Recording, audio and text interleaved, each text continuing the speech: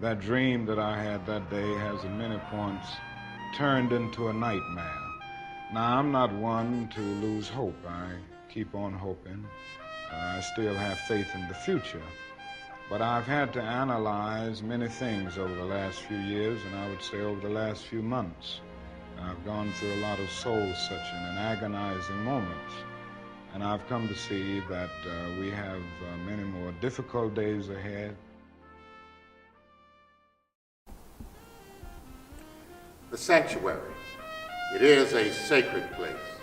It is a safe place. It's a place we come for prayer and praise. It's a place we come to escape from the harsh realities of life. Most of the time, the sanctuary is a place we come to be equipped to handle all of the challenges of life. Put it another way, the sanctuary is a good news table. There also is a bad news table. To get to the good news table, you have to go through the bad news table. Join me in a tale of two tables. A little different language.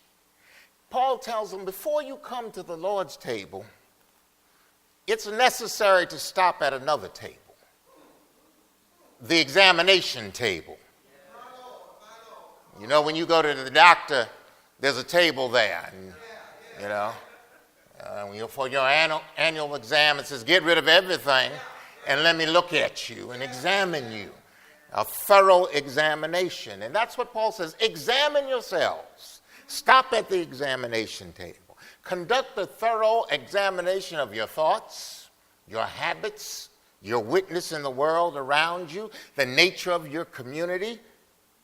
Do this so that you might live as wise and not as foolish. Then you will come in reverence. Now, I said earlier that Lent is an extension of communion, and this Wednesday is the beginning of Lent. And it is a time of examination of who we are, whose we are, individually and collectively, so that we might be better persons, so that we might be a better people. So this morning, as we begin Lent, we have two tables. One you're quite familiar with. It's got the holy elements. We come to this table by the Lord's invitation. It's that invitation that makes us worthy. And then we partake of the holy elements, and it's right on front, in remembrance of Him, in remembrance of His suffering, His death, and His resurrection. Now, the second table, we're not as familiar. It's the examination table. In fact, if we don't go to the examination table, we might mess up, and then we come to this table, and we're drinking judgment. So for a few moments, we're going to the examination table. This morning, I want to ask if you will put that examination table right where everybody can see it.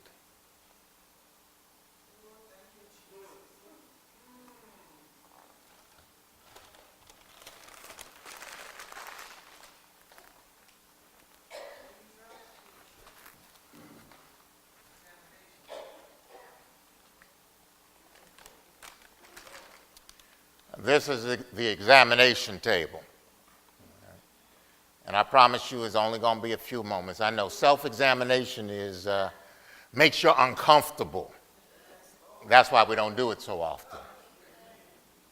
All right. Group self-examination makes you even more uncomfortable. And so there's some things that we don't look at.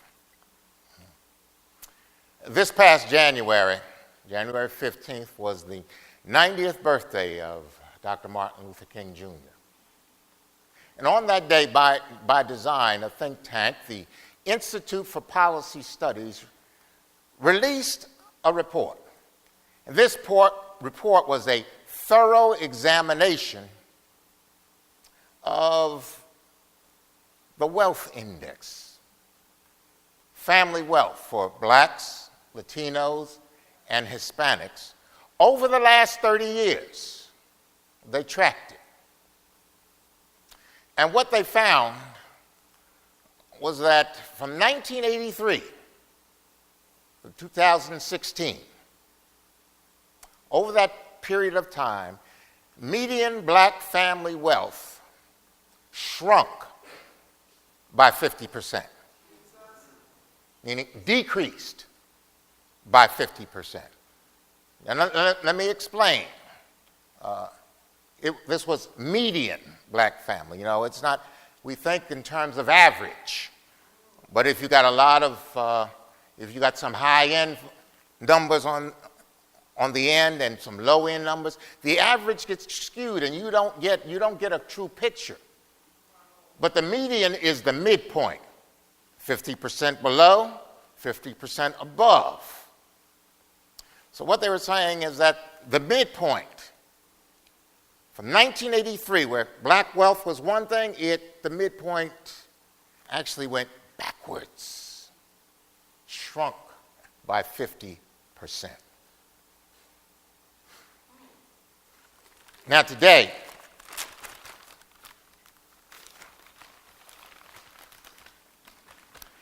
median black family wealth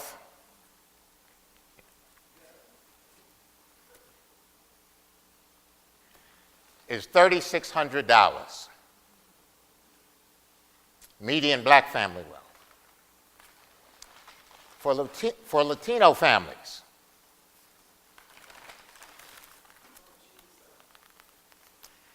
median family wealth is $6,600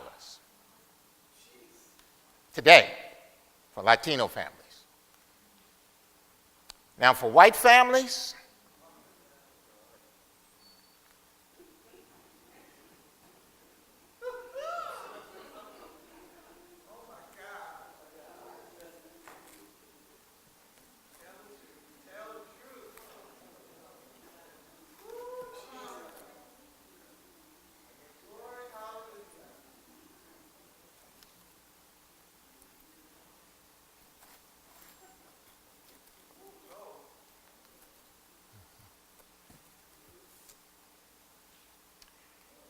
today, median white family wealth is $147,000 today. And then what they did was they looked. If you add 30 years, 2050, some of us, Lord willing, will still be on this side of Jordan, 30 years away. For Latino families,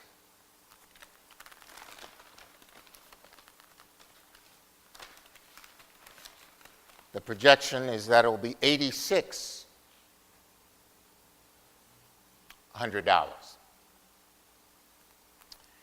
In 2050, if nothing changes and the trend continues, for white families, the median wealth will be $174,000.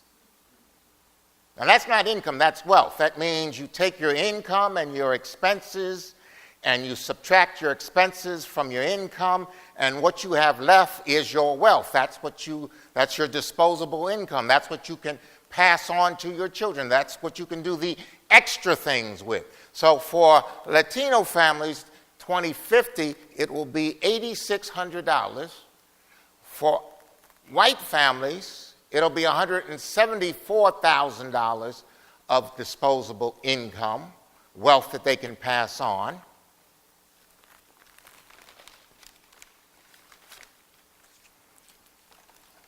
And for black families, it'll be 1, 2, 3, 4, 5, $600. Median wealth for black families. the disposable income, if nothing changes, that we will have in 2050 as black people per family. $600 to pass on to the next generation. That's the midpoint. Add another 30 years, 2080, and black family wealth will be zero. Median black family wealth will be zero. Now let me personalize this. When I read this, it became personal to me because it means that perhaps my children, but certainly my unborn grandchildren, will live in a world where black lives are literally worthless, worth nothing. You won't have to march and say Black Lives Matter. Everyone will know it doesn't matter. You don't count. Not in this society, not in this world, not on this side of Jordan. Now, I'm not talking about what the Lord, yeah, you count in the eyes of the Lord, but that's a problem. Now, why am I telling you this on this Sunday morning, communion morning? Well, I'm telling you this because I love you. I love you, my people. You turned my hair gray, but I still love you. And I'm not talking, I stay awake at night sometimes wondering and praying for you and others. Doesn't mean I got something against other people, but you know, your family. We're all part of one family. So I'm concerned. And if you love someone, you don't just let them go out the house looking like anything. You don't let them just do anything. Sometimes it's some difficult sayings. And this is difficult. But I do love you. And then the second thing is because called to the ministry was a call to preach and teach the gospel. Most folks know that. But it's also a call as a pastor to be a sentinel, to be a watchman, to look out across the landscape, across time, and if, as a watchman, I see something coming, I'm supposed to warn you. Warn my people, because if I don't warn them, then they can't prepare. And in Ezekiel it says, then their blood is on your hands. But if you see trouble coming, and you do give a warning, now they have the choice then to do something about it or not do something. And those that do something will save themselves, and those that don't, well, their blood is on their own hands. If nothing changes, then we are on a road to extinction.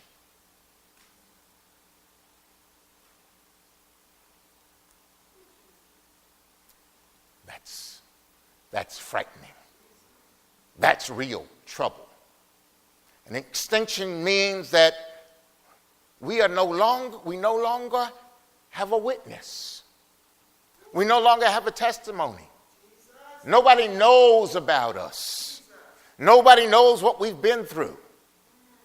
It's only those who are the victors, the conquerors, that tell the story. We won't be here. That's if nothing changes. Now this this is not a good news table. And just put that over there. Let's move this table. I said, if nothing changes, well, how do you make a change? Well, you make a change, well, you know the slogan. We must be the change that we want. Well, how do you be the change? If you believe and if you have the will to change. And you change your will by changing your mind, changing what you think about, changing your habits. If you think differently, you behave differently. And this resource that we have, that's already been prepared, is a resource that our ancestors came to. And when they were written off, they made their way to Wash Harbors and other places to a table. A table where it says, do this in remembrance of me. We're not the first people that have been written off. We're not the first people that have faced trouble. We're not the first ones that look down the road and see we really got a problem. The inspiration, the change agent, is when we participate together in partaking of that which reminds us that if change is going to happen, there's got to be some sacrifice. There are no 7 easy steps. Nothing easy about this, but there was nothing easy about Gethsemane. In fact, it was so hard that Jesus had to pray 3 times. And when he prayed, he sweated so much that it was like blood dripping down. See, a lot of us want it easy. No, there's going to have to be some sweat. If change is to come, if we are to move off this road that leads downward to a road that leads upward, there's some sweat involved, some real sweat. It's not easy. And there's some sacrifice. Remember that blood. It cost him everything. There was suffering. Yes, you're going to be uncomfortable. Yes, you're going to have to stick with it. He had to hang on that cross for hours till the sun changed. And he was innocent. And yes, he didn't have a whole lot of help. But he did it not for himself. If you look at that table and those projections, if we're going to change, it's not for us. It's for our children and their children's children.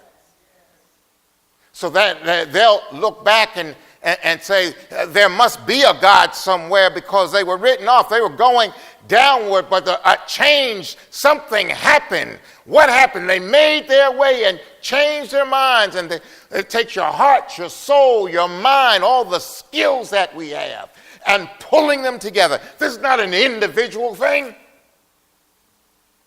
It's about us as a people and our children and our children's children. And if we do that,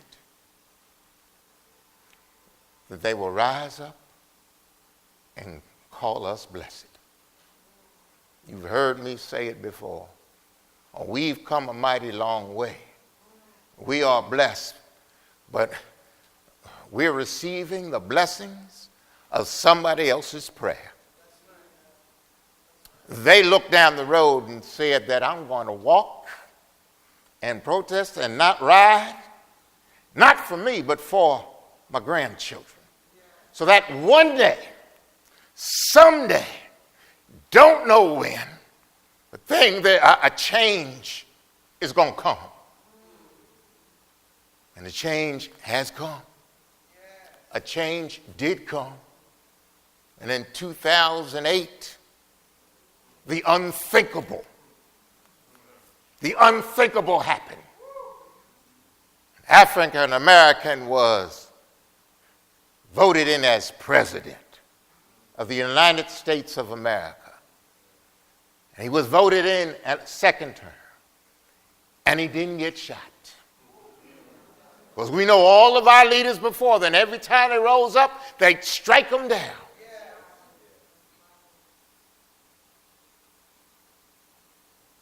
The change must be the change, and we are in the midst of a backlash.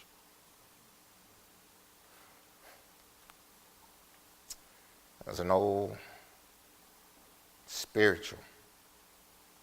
It said, walk together, children, and don't get weary. There's a great camp meeting in the promised land. Walk together, children. Sing together, children. Pray together, children. Work together, children. The change will come because we have a God who is on our side, and he has equipped us and given us the skills, and all we have to do is have the mind to come together and realize there is one sits high, but he looks all the way down to where we're going and blesses us, opens doors that no one can close, closes doors that no one can open. He's the God of our ancestors. He's the God of Nat Turner and Henry Highland Garnett and Harriet Tubman and Sojourner Truth. He's the God of some nameless folks who've passed through so that we could be here and we could do differently. Those that have ears, let them hear.